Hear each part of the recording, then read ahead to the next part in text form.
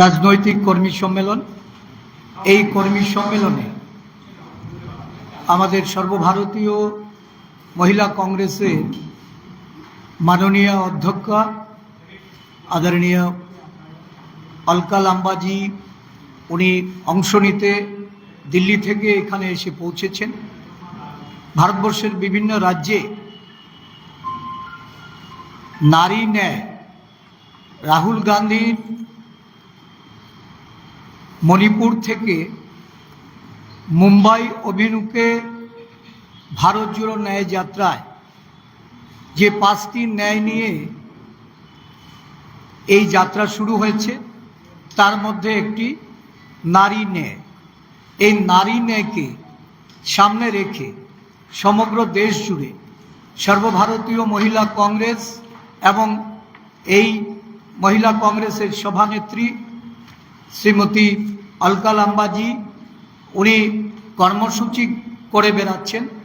আমাদের রাজ্যেও আগামীকাল টাউন হলে বেলা 11টা থেকে এই কর্মসূচি এটার কর্মক্ষেত্র থেকে শুরু করে এই রাজ্যে প্রতিশ্রুতি পালনে একটা ব্যর্থ সরকার যেভাবে মানুষকে ঠকিয়ে চলেছে, বিশেষ করে মহিলাদের। একসময় এই রাজ্যের তৎকালীন মুখ্যমন্ত্রী মহিলাদের সংরক্ষণের কথা বলে তাদের প্রতিশ্রুতি খেলাপ করেছেন। আমাদের বিধানসভার বাজেট অধিবেশন চলছে। এই বাজেট অধিবেশনে ত্রিপুরা প্রদেশ মহিলা কংগ্রেস বিভিন্ন কর্মসূচি করছে এবং এই কর্মসূচির মাধ্যমে সারা দেশব্যাপী আমাদের সর্বভারতীয় মহিলা কংগ্রেসের নির্দেশ অনুসারে এই কর্মসূচির মাধ্যমে দিন দিন বৃদ্ধি পাচ্ছে। পরিসংখ্যান বলছে আমাদের রাজ্যে বর্তমানে এই নারী নির্যাতনে উত্তর পূর্বাঞ্চলের মধ্যে দ্বিতীয় স্থান অধিকার করেছে। তো স্বাভাবিকভাবেই নারী ন্যায় নিয়ে যে লড়াই, এই লড়াই আগামী দিন আরও তীব্র থেকে তীব্রতর হবে। আমাদের মধ্যে উপস্থিত হয়েছে সংযুক্তা সিংজি, আমাদের মধ্যে উপস্থিত আছেন প্রদেশ কংগ্রেসের পক্ষ থেকে। তাদের সকলকে আমি অভিনন্দন জ্ঞাপন করছি। আমি অলকাজিকে আমি মাইক দিচ্ছি, উনি আপনাদের উদ্দেশ্যে বলবেন। आप सभी पत्रकार साथियों को मेरा नमस्कार। मैं त्रिपुरा प्रदेश कांग्रेस कमेटी के अध्यक्ष का राष्ट्रीय महिला कांग्रेस की अध्यक्ष का पद मैंने 10 जनवरी को संभाला और पिछले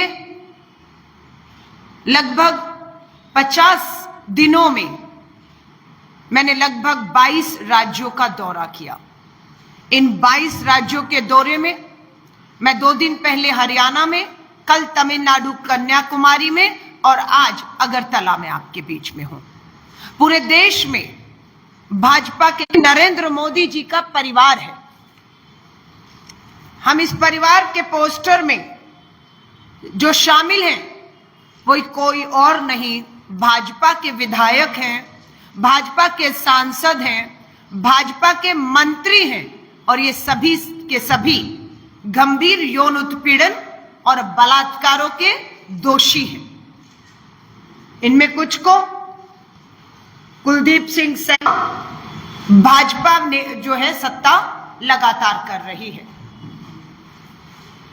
इस पोस्टर में अपराध के केंद्र में कोई और नहीं, देश के प्रधानमंत्री नरेंद्र मोदी जी और महिला बाल विकास मंत्री स्मृति ईरानी हैं।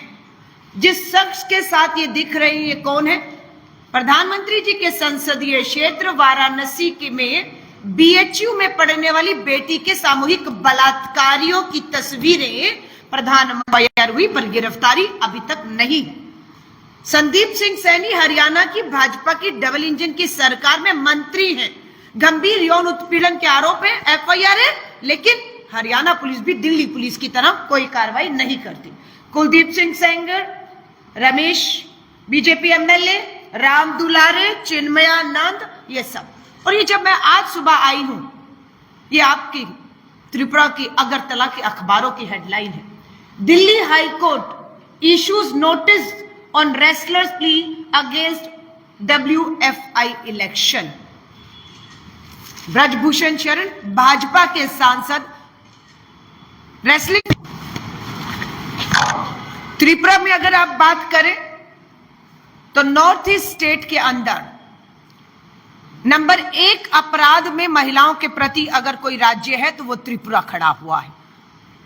हम भाजपा की डबल इंजन की सरकार, मुख्यमंत्री, प्रधानमंत्री, महिला बाल विकास मंत्री से सवाल करते हैं कि आपकी डबल इंजन की सरकारों में अपराध बेटियों के प्रति बढ़ क्यों रहा है? क्या आप अपराधियों का संरक्षण कर रहे हैं? क्या सच ये नहीं कि अपराधी सत्ता का भागीदारी है? मणिपुर से भारत जोड़ो यात्रा शुरू होती है, वही मणिपुर जो आज भी जल रहा है। प्रधानमंत्री जी वहां नहीं जाकर रोड शो करते, वहां आदिवासी बेटियों के साथ सामूहिक बलात्कार होता है, कार्रवाई नहीं होती, कोर्ट के आदेश पर कार्रवाई होती है। अगर हम वहां से आगे बढ़े तो आपके गुजरात में बिल्किस बानो के सामूहिक बलात्कारियों को रिहा करने का काम भाजपा की डबल इंजन की सरकार करती है। आज यहां पर त्रिपुरा में देखने को आया कि त्रिपुरा के अंदर ही एक जज, कोई और नहीं, रक्षक भक्षक बन गए हैं। जो हमारे रक्षक हैं उनकी नीयत बदल जाती है और वो नाबालिग बेटी के यौन उत्पीड़न तक करने पर झिझकते नहीं हैं। जब ये दिल्ली में खबर आई तो मैंने अपनी महिला कांग्रेस के अध्यक्ष को तुरंत का आवाज उठाइए, पीड़ित के परिवार को मिलिए, पीड़ित के परिवार को किसी भी तरह की कानूनी सलाह, बड़े से बड़ा वकील, किसी भी तरह की आर्थिक मदद या सुरक्षा चाहिए। अगर उन पर दबाव बनाया जाता है मामला वापस लेने का, तो महिला कांग्रेस हर तरह की मदद हमारी पीड़िताओं, बेटी और महिलाओं के साथ इस सरकार के खिलाफ ताकत बनकर खड़ी रहेगी। शर्मनाक आंकड़े हैं, हमारे नहीं है, भारत सरकार के गृह मंत्रालय के आंकड़े बताते हैं कि 2020 में 165 बलात्कार हुए हैं, 21 में 152, 22 में 140। ये नेशनल क्राइम रिकॉर्ड ब्यूरो के आंकड़े बताते हैं कि त्रिपुरा बेटियों के लिए भाजपा के राज में सुरक्षित नहीं है। लगातार बलात्कारों की घटनाएं बढ़ती जा रही हैं। शर्म करने वाली बात है कि 5 साल की बेटी से लेकर 80 साल की महिला के साथ बलात्कार करने की जघन्य अपराध और घटनाएं त्रिपुरा भाजपा की डबल इंजन की सरकार के तहत हुए हैं। अगर हम पिछले सिर्फ 2 साल की बात करें तो कुल रेप के लगभग 400 मामले रेप के। आप सोच रहे हैं ये 400 बेटियां हैं हमारी, ये 400 बेटियां हैं और ये 400 बेटियां बलात्कार की शिकार हुई हैं और इनके माँ बाप न्याय के लिए अदालतों को फांसी होगी। 2 साल के मामले हैं कि 400 बेटियां पिछले 2 साल में बलात्कार की शिकार हुई हैं। कोई फास्ट ट्रैक कोर्ट नहीं है, कोई स्पेशल कोर्ट नहीं है जो इन मामलों की सिर्फ सुनवाई करे और न्याय दे। किसी बलात्कारी को फांसी अगर हुई हो तो हम इस सरकार से पूछना चाहते हैं क्यों यौन उत्पीड़न, सेक्सुअल हैरासमेंट के 356 केसेस, क्राइम अगेंस्ट विमेन, महिलाओं के प्रति अपराध में 916। ये सब चीज जो है भाजपा की सरकार को बेनकाब करती है और इनके दावों को बेनकाब करती है। भारतीय राष्ट्रीय महिला कांग्रेस की राष्ट्रीय अध्यक्ष होने के नाते ये मेरा अध्यक्ष बनने के बाद पहला दौरा है। प्रेस वार्ता के बाद हमारी राज्य कार्यकारिणी, हमारी सभी जिला अध्यक्ष और प्रदेश कार्यकारिणी के सदस्य उपस्थित हैं। मैं उनसे लगातार आज अब बैठक करूंगी। अध्यक्ष को भी बने अभी जिम्मेदारी मिले साल नहीं हुआ, मुझे 2 महीने नहीं हुए, इन्हें अभी 7-8 महीने हुए। और हमारी कार्यकारिणी, हमारा सबसे पहला फोकस रहेगा महिला कांग्रेस को, संगठन को किस तरीके से हम त्रिपुरा की बहनों को जोड़कर एक मजबूत संगठन का निर्माण करें। इस मजबूत संगठन के दम पर हम हर जिले में नारी न्याय सम्मेलन और नारी न्याय पदयात्राएं करेंगे। नारी न्याय पदयात्राओं का मकसद है हर पीड़िता के घर, दरवाजे और दहलीज तक पहुंचना, उसको ये विश्वास दिलाना कि उसे किसी तरह की भी अगर मदद की जरूरत, अगर वो कहें हमें कानूनी सलाह चाहिए, अगर वो हमारी पीड़ित बहनें और बेटियां कहेंगी उन्हें वकील चाहिए, उन्हें आर्थिक मदद चाहिए, और हमें बात करने से पता लगा कि उन्हें डराया धमकाया जा रहा है मामले, तो हम मजबूत संगठन के साथ इन कार्यक्रमों के साथ आगे बढ़ेंगे। 2024 का चुनाव की घोषणा कभी भी हो सकती है। भाजपा पूरी तरह से बौखला गई है। हाईकोर्ट का आदेश था एसबीआई को, स्टेट बैंक ऑफ इंडिया को, इलेक्टोरल बॉन्ड को अवैध बताते हुए गुप्त चंदा लेकर जो खजाने भाजपा ने भरे हैं उसका खुलासा होना चाहिए था। आरोप हम पर लगते हैं कि विपक्षी भ्रष्ट हैं, विपक्षी काला धन रख रहे हैं, विपक्षियों के यहाँ ईडी की रेड होती है और वही विपक्षी दल मांग करता है कि इलेक्टोरल बॉन्ड की जानकारी के आदेश जो सुप्रीम कोर्ट की बेंच ने दिया है एसबीआई को, वो खुलासा होना चाहिए। हम इसका समर्थन कर रहे हैं और गंगा उल्टी बह रही है, सत्ता भाजपा उसका विरोध कर रही है। एसबीआई चुनाव आयोग की तरह, सीबीआई, इनकम टैक्स, ईडी की तरह भाजपा के चुनावी हथकंडे और हथियार बनकर उनकी मदद कर रही है।